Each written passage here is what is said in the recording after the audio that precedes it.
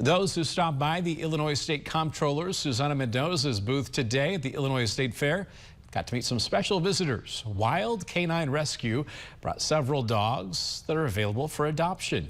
You can even start the adoption process right there today. It's all part of the Comptroller's Critters program, promoting pet adoption through the state.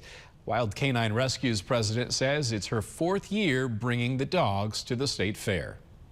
We're just happy to be here to showcase some of the dogs that we have available for adoption and let people know about Comptroller's Critters and what she's doing to promote adoptions all across the state of Illinois.